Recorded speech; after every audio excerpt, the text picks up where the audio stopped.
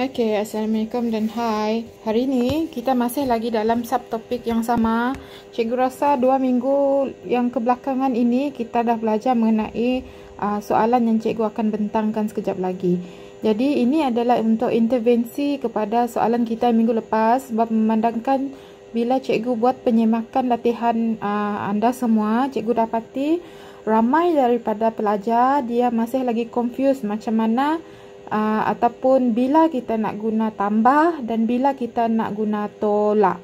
Jadi untuk soalan ini diberi bahawa sifar darjah lebih kecil dan sama dengan theta lebih kecil dan sama dengan 360 darjah. Hitung sudut theta bagi setiap yang berikut. Bundarkan jawapan kepada satu tempat perpuluhan.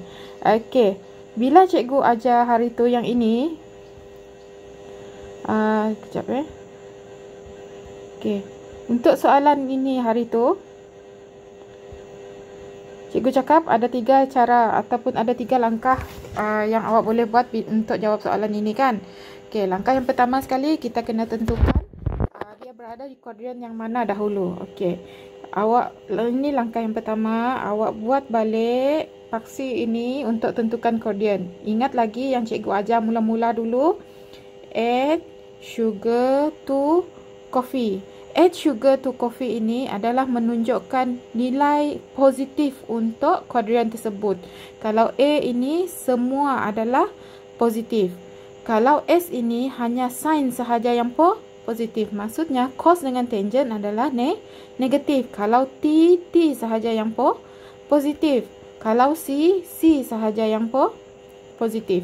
Okey, sekarang kita tengok sign negatif.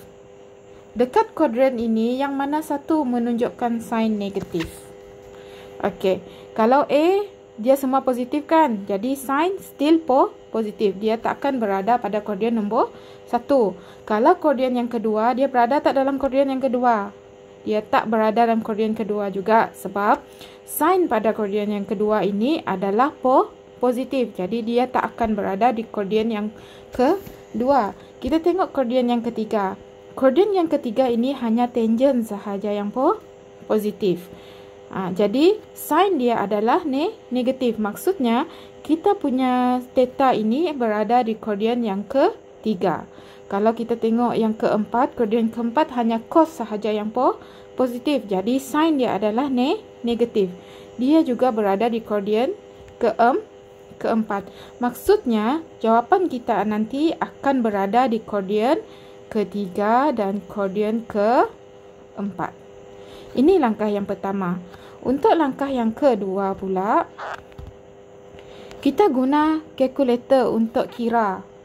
Okey, awak kira sin theta sama dengan negatif 0.7346.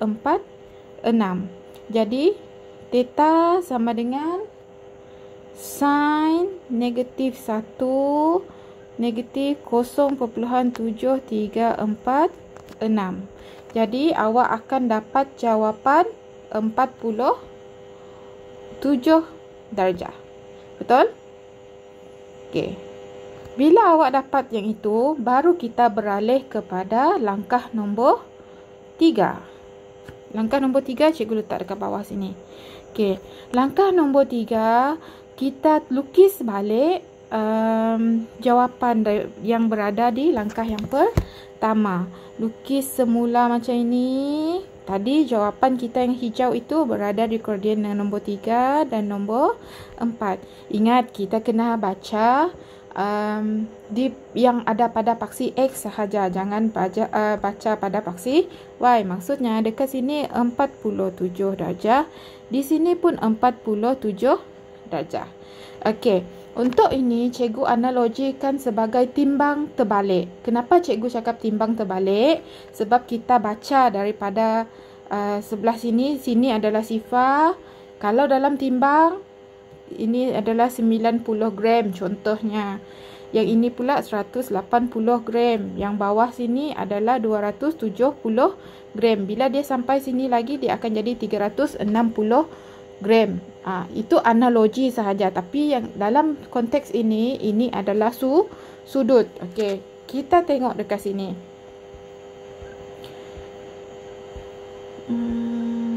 Cikgu nak warna merah lah. Okey, kita tengok dekat sini. Daripada 80 ni kita nak pergi ke 270. Daripada kecil pergi ke besar, kita kena tambah. Macam dalam timbang, sebagai contoh macam ni, cikgu bagi analogi. Okey, ini timbang kita. Ini tadi daripada 180. Daripada 180 ni kita nak pergi ke 270.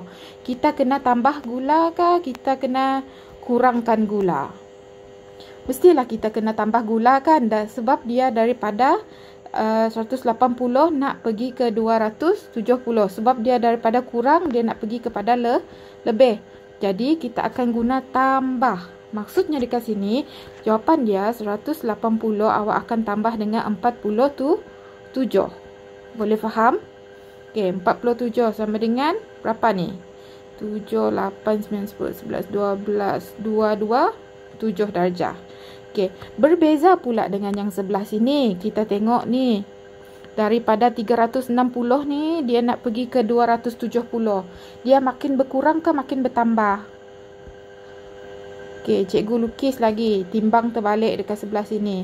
Okey, daripada 360, dia nak pergi ke 270. Daripada berat ni, dia nak kurangkan pergi 270. Maksudnya, gula itu kita kena keluarkan ataupun kita kena buang. Boleh faham?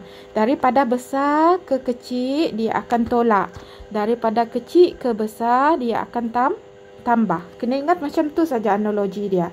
Jadi, jawapan untuk sebelah sini adalah 360 darjah. Awak akan tolak dengan 47 darjah. Jadi, awak akan dapat berapa? Awak akan dapat jawapan lah dekat sini nanti.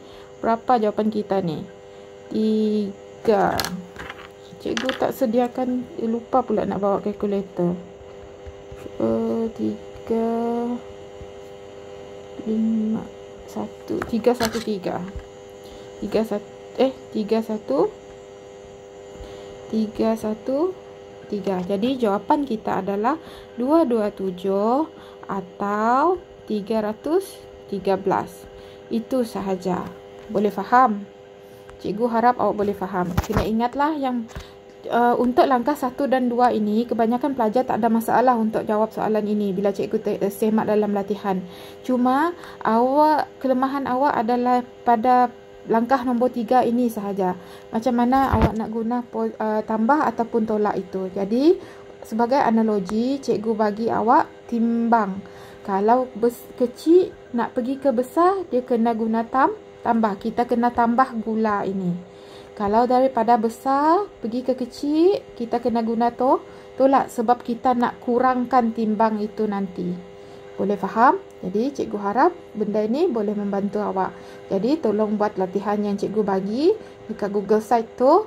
Tolong jawab dan cikgu harap tak ada lagi kesalahan yang akan awak buat untuk soalan ini. Okey, berjumpa lagi nanti. Bye.